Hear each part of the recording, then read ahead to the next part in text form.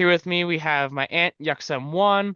Of course, she is a candidate for the Thunder Bay Rainy River area. And just some quick questions here about the snap election and, of course, your history in politics. Absolutely. It's nice to see you, Etienne. You as well. First question here is, why did you become a candidate?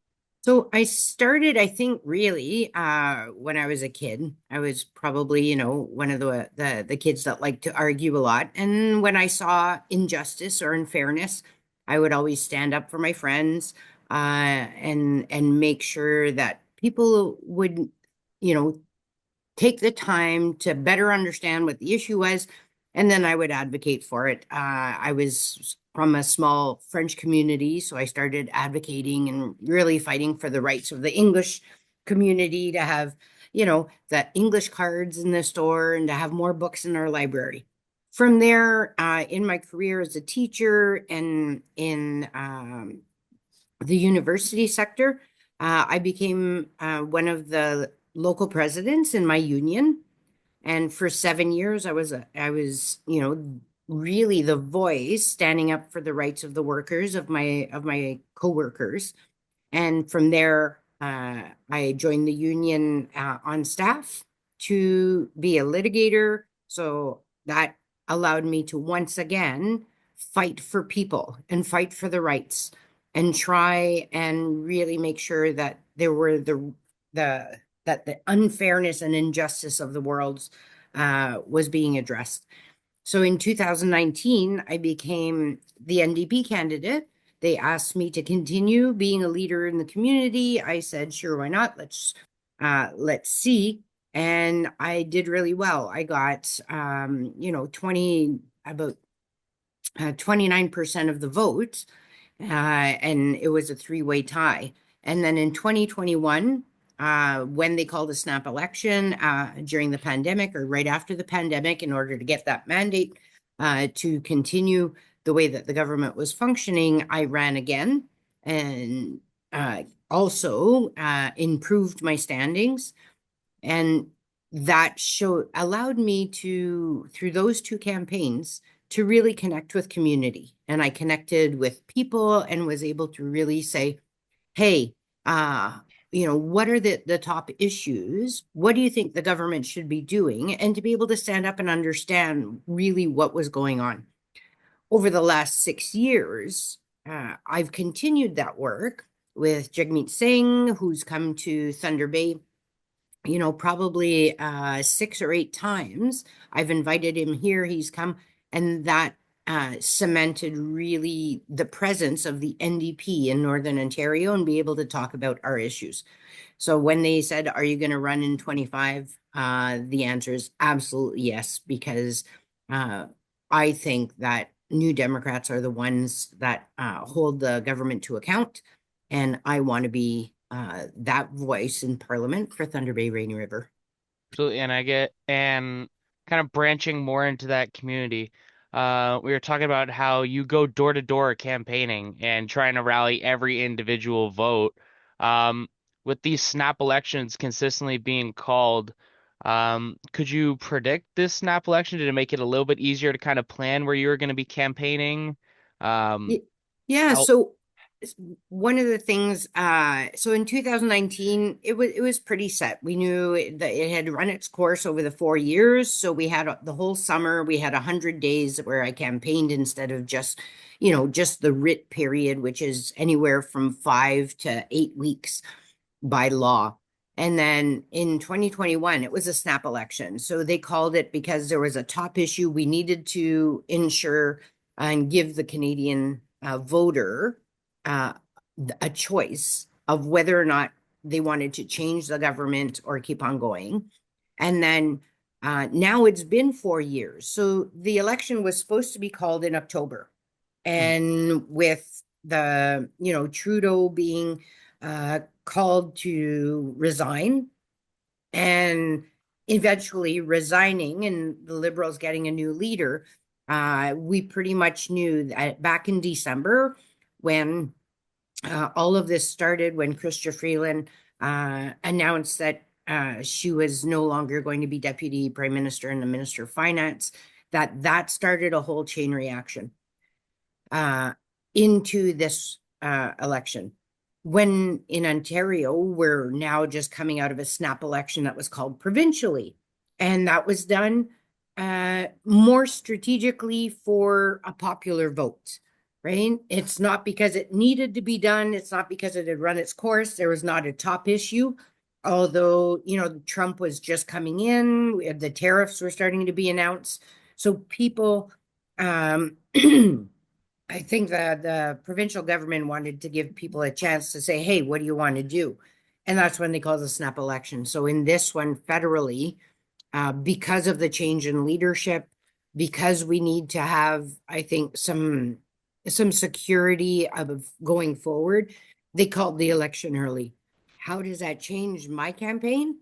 Uh, it's the really still winter in Northern Ontario.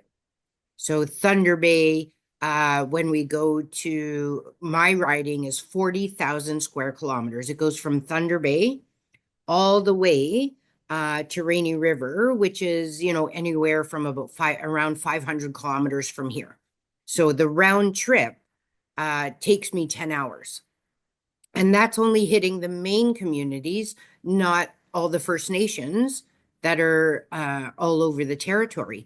That I usually have time during the summer and a long election when we know to go and hit. So this time, what it changed is because I only have 5 weeks, it's the shortest period by law that they could have.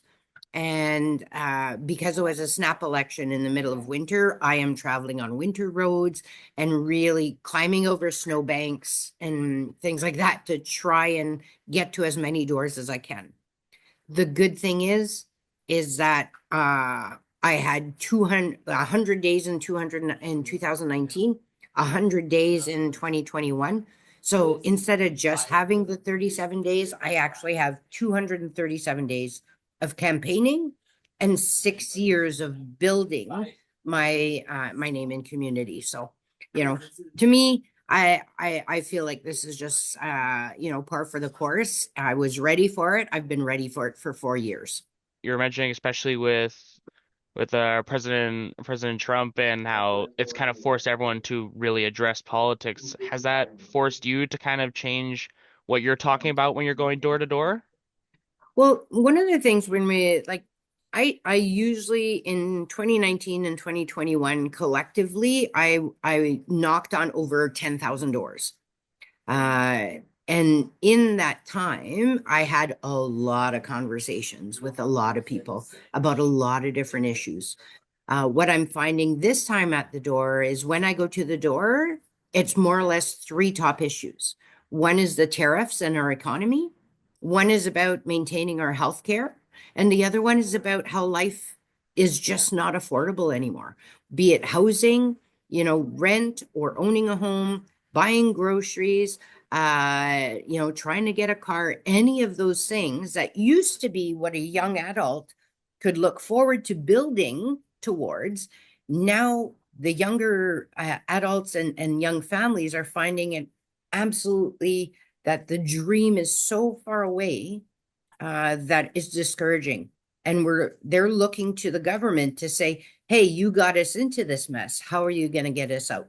So the top issue with, uniting Canada, buying Canadian, building Canadian is top of mind, ensuring that our healthcare doesn't get privatized, where all of a sudden you have all these private clinics that you're going to have to pay to get to see a doctor. We need to keep it public and we need to expand it to include things like dental care, more medications, not just diabetes and birth control, but all the other medications, and including mental health care. Canadians know that mental health is one of the determinants of health that really impacts everyone.